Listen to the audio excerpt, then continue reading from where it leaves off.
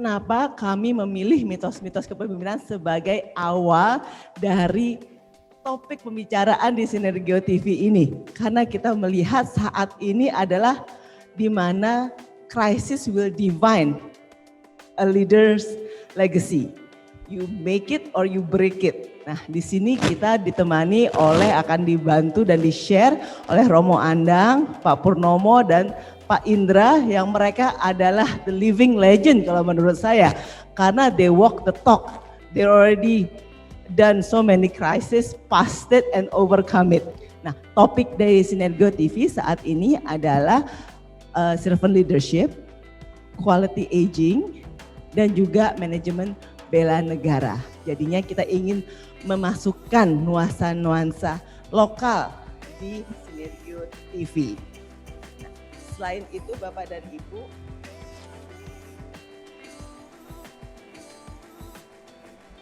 kita pada hari ini acaranya adalah membedah mitos kepemimpinan.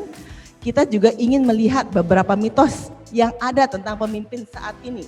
Katanya pemimpin adalah bukan untuk dilayani tetapi melayani. Nah, kalau begitu kok mau ya jadi pemimpin? Kenapa? Kan capek ya. Nah, nanti kita akan dengar juga dari Romo Andang bagaimana servant leadership itu, apakah itu benar? Dan kemudian kita juga dengar dari Pak Purnomo Yuskiontoro, pemimpin harus dekat dengan masyarakat sehingga mampu menggerakkannya.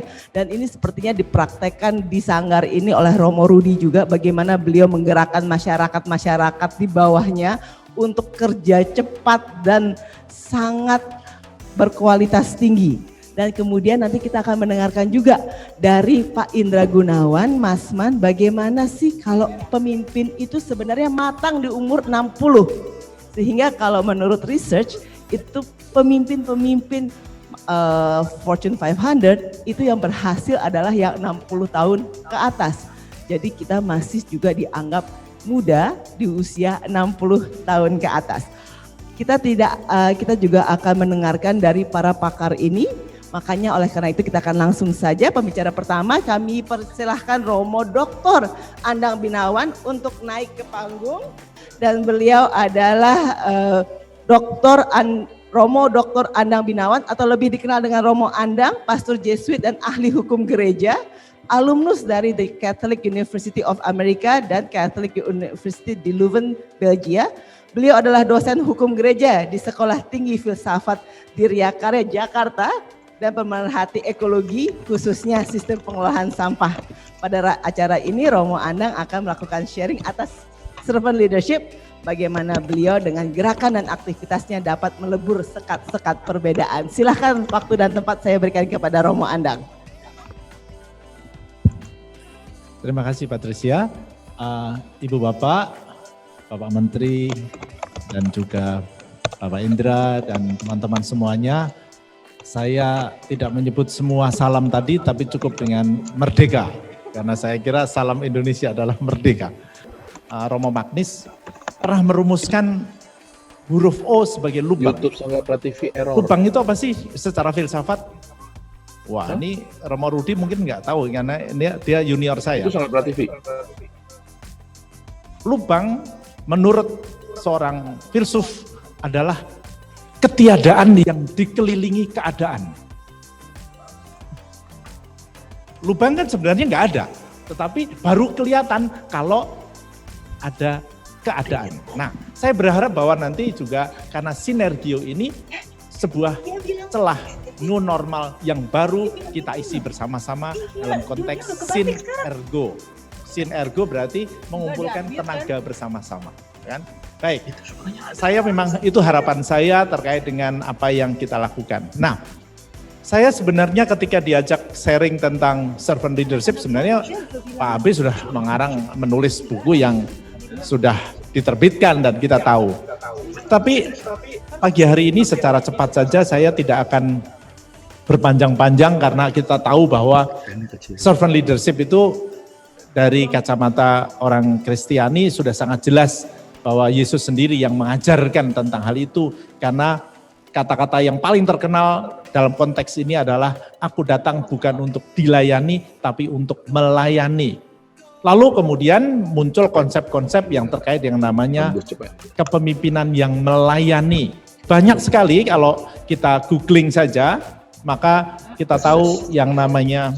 Nah, saya tidak akan menjelaskan ini, tapi ini konsep-konsep yang dibuat terkait dengan yang namanya kepemimpinan yang melayani. Tetapi sebenarnya apakah itu eksklusif ajaran Yesus? Kalau kita tahu dalam, ya sudah saya katakan, saya juga orang Jogja, orang Muntilan, maka jelek-jelek begini orang Jawa. Di dalam tradisi Jawa juga ada yang namanya kepemimpinan yang melayani sebenarnya. Mari kita lihat. Iya.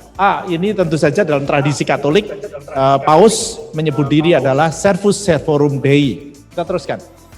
Pemimpin dari, pelayan dari segala pelayan. Kita tahu beliau siapa, Ki Hajar Dewantoro, dengan konsep pendidikan yang adalah juga tentunya adalah kepemimpinan. Maka di dalam konteks Jawa juga ada namanya pamong praja. Meskipun